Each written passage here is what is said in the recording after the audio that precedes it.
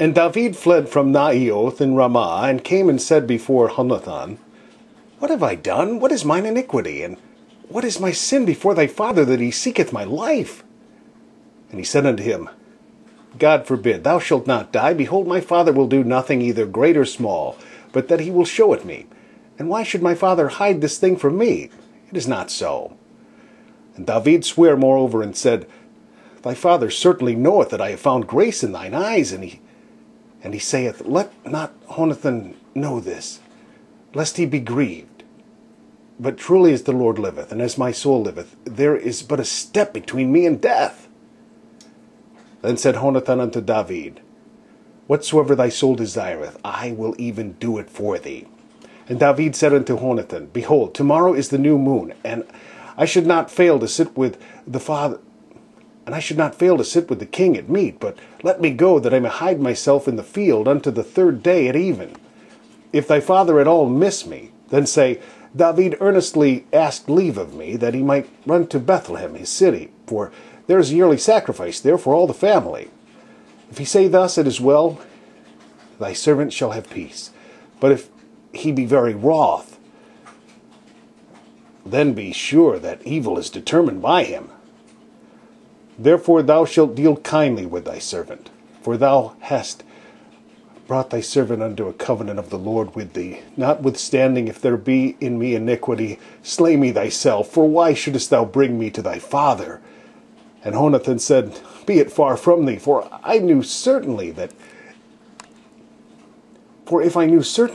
that evil were determined by my father to come upon thee, then would I not tell thee?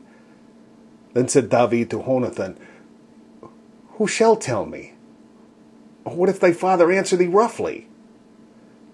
And Jonathan said unto David, Come, and let us go out into the field. And they went out both of them into the field.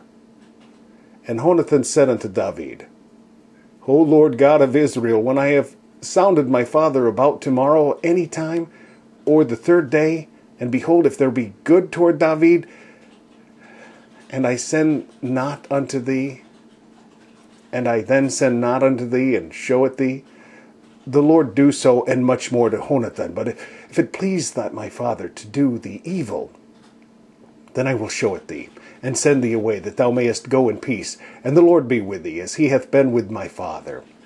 And thou shalt not only while yet I live show me the kindness of the Lord, that I die not, but also thou shalt not cut off thy kindness from my house forever. No, not when the Lord hath cut off the enemies of David, every one from the face of the earth.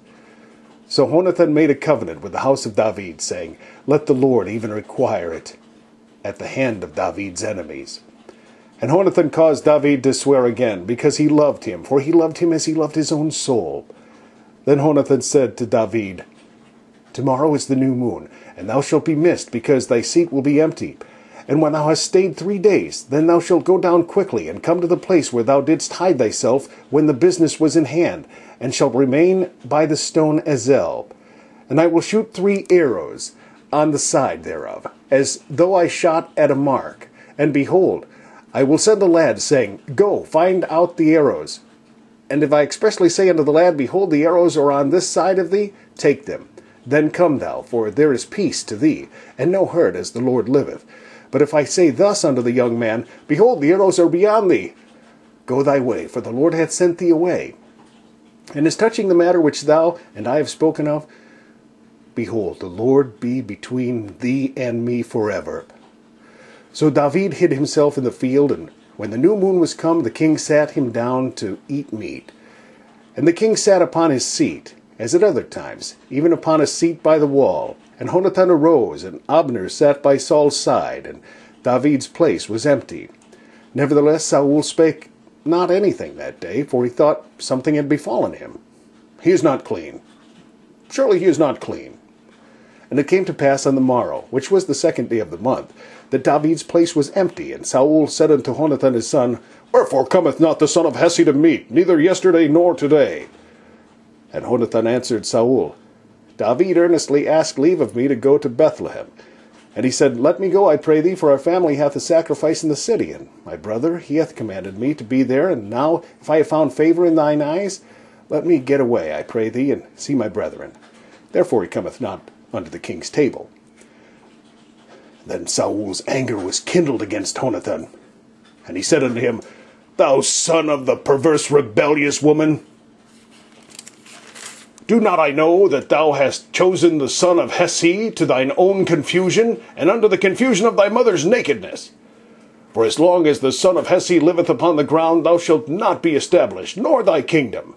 Wherefore now send and fetch him unto me, for he shall surely die.